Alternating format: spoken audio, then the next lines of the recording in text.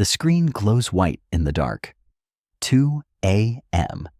Your thumb hovers over the send button. The message is simple. Are you okay? Haven't heard from you. Stop. Move your thumb. Hit backspace. Delete every single word until the cursor blinks against a blank gray void. Lock the phone. Place it face down on the wooden table. Listen to the silence. That silence? That is the sound of your power returning to your chest. Most men are terrified of this silence. They think it's a void. They think it's a loss. But they are wrong. Dead wrong. In the modern world, your attention is not just a feeling. It is a currency. And right now, you are suffering from hyperinflation. You've printed too much of it. You've given it away to people who didn't work for it. You've made your presence cheap. But today, the printing press stops. Today, we devalue the pursuit, and we revalue the man. Stoicism isn't about being a statue. It's about being a sovereign. Marcus Aurelius didn't have a smartphone, but he had the same dopamine-driven demons scratching at his skull. He knew that the moment you crave a response, you have handed your keys to a stranger. You are no longer the master of the house. You are the beggar at the gate. But what happens when the beggar stops asking? What happens when the constant stream of good morning texts and like notifications suddenly evaporates? The shift doesn't happen in her mind first. It happens in yours.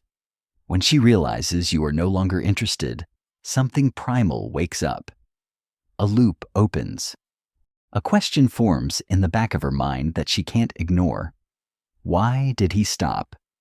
Where did he go? And more importantly, who has his attention now?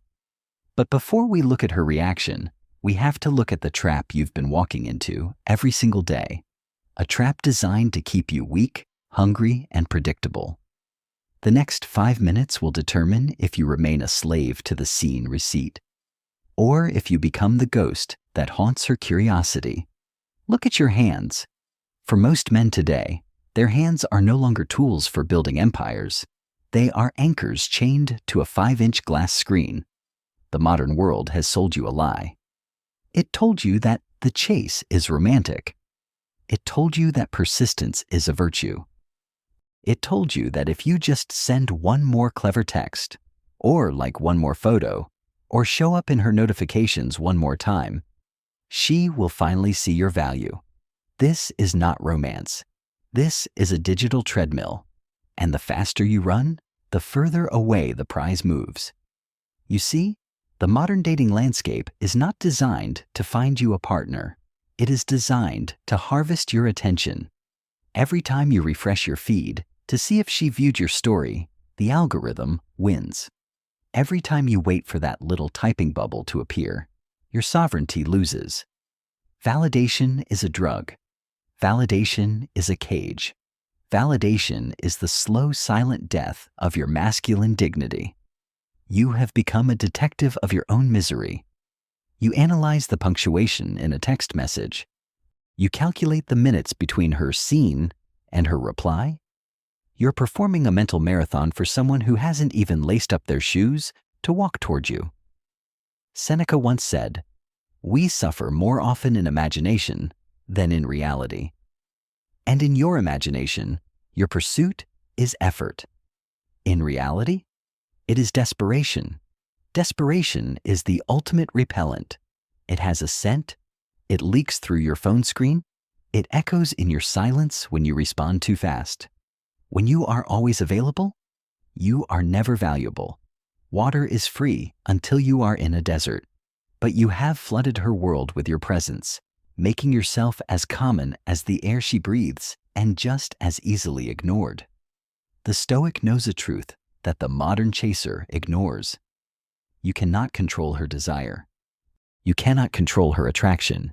You cannot control her timing. The only thing you have absolute unyielding power over is your own focus. By chasing her, you are telling the universe that she is the sun and you are a lonely planet orbiting her light. But today, we rearrange the galaxy.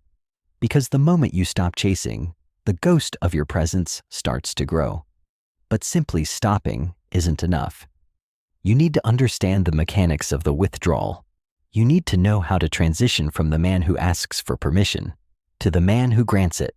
And that transition starts with a single, brutal psychological pivot. The shift does not begin with a shout.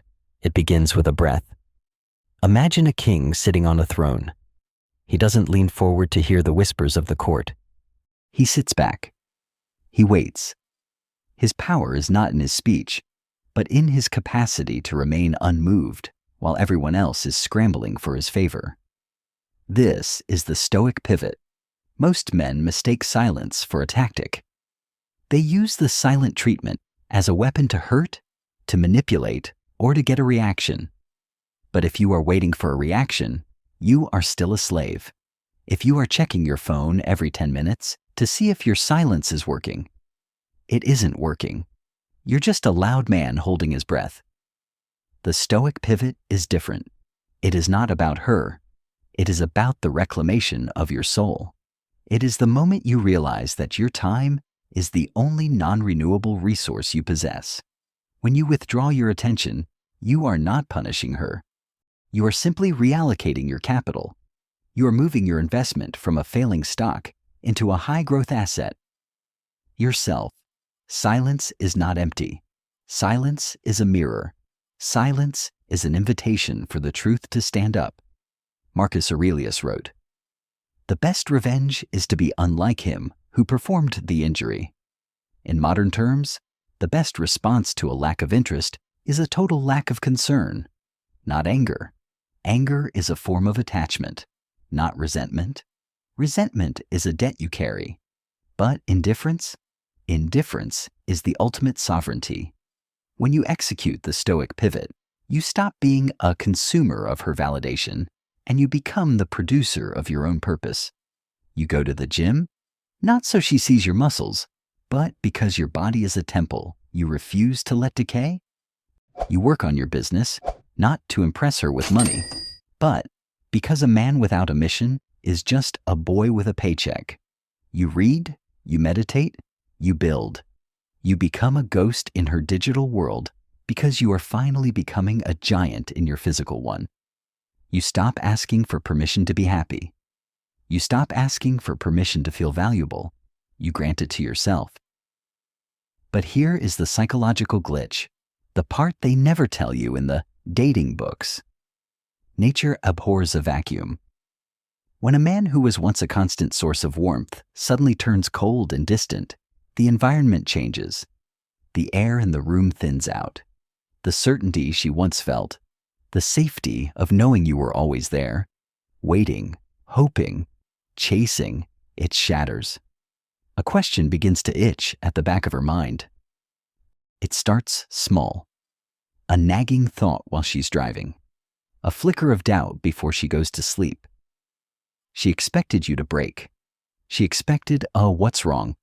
or "did I do something?"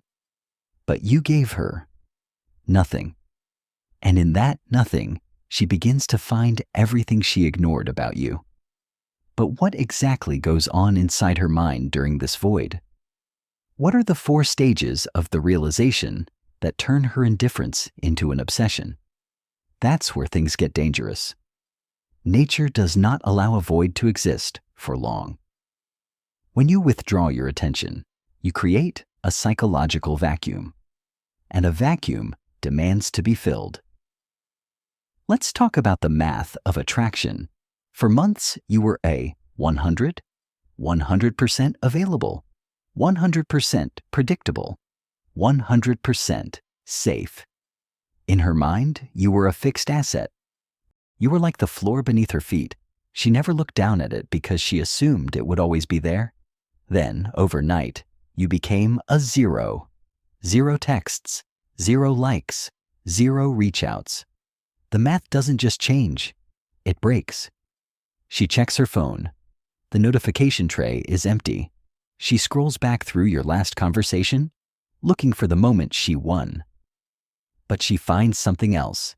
She finds the moment she lost. This is the first stage, confusion. She assumes your phone is broken. She assumes you're busy. She assumes you're playing a game. She smiles, thinking you'll crack by Tuesday. Tuesday comes. Wednesday passes. Thursday is a tomb. The smile fades. Stage 2. Irritation. How dare he? Who does he think he is? She posts a photo, a thirst trap designed specifically for your eyes. She waits for the double tap. She waits for the fire emoji. The screen stays black. You didn't even view the story. Suddenly, the photo she took for validation feels like a desperate plea that no one heard. She feels exposed. Stage 3. The re-evaluation. This is where the Stoic shift becomes permanent. She begins to wonder, what changed? If he's not chasing me, who is he chasing? If he's not thinking about me, what is he building? She starts to see you not as the man she had, but as the man she is losing. And in the human brain, the fear of loss is 10 times more powerful than the desire for gain. You have become the uncrowned king. A king doesn't need a crown to be recognized. He is recognized by his posture, his boundaries, and his willingness to walk away from any table where respect is no longer served. By being willing to lose her, you have become the only thing she cannot afford to lose, a man with a backbone. You've probably been there before, waiting for her to realize your worth. But you were doing it wrong. You were waiting for her. The Stoic doesn't wait for her to realize his worth. He lives in a way that makes his worth undeniable, whether she realizes it or not. Her heartbeat quickens when your name finally pops up in her mind. Not because you said something clever, but because you said nothing at all. Your silence has done what 1,000 roses could never do. It has forced her to respect the space you occupy. But be careful. This is the danger zone. When she finally reaches out, and she will, most men fail. They fold like a cheap suit at the first, hey. They hand back the keys to the kingdom before they have even finished building the walls. How do you handle the return without losing your progress? How do you stay a king when the queen comes knocking with an apology? The answer lies in the final stage of the sovereign man. She reaches out, a simple text. Hey. Or maybe a thinking of you at midnight. Most men see this as the finish line. They see it as a victory. They are wrong. This is not the end of the game. It is the ultimate test of your character. If you respond instantly, you prove that your silence was a performance. If you fold, you prove that you were just a hungry dog waiting for a scrap of attention. You hand back the crown. You return to the gate. You become the beggar again. A sovereign man does not seek to win the game. A sovereign man leaves the casino. He realizes that the shift in power was never really about her. It was about the moment he stopped looking at his phone and started looking at his legacy. Build your body. Build your mind. Build your wealth. Build a life so vibrant, so intense, and so meaningful that the presence of a woman is merely the climax of an already perfect story, not the plot itself. If she fits into your empire, she must respect the laws of the land. If she does not, she is simply a footnote in a chapter you've already finished writing. Stoicism is not the art of being alone. It is the art of being so complete within yourself that you are never truly lonely. The world is full of men chasing shadows. Be the man who stands in the light of his own purpose. Because the most attractive thing you can ever wear is the cold, hard realization that you don't need her. And that is when she will want you the most. But there is one final truth. One final rule that separates the true Stoics from the pretenders. A rule so dangerous, it can destroy everything you've built if applied incorrectly. If you're ready for the dark side of this philosophy, if you're ready to see how deep the rabbit hole goes, watch this.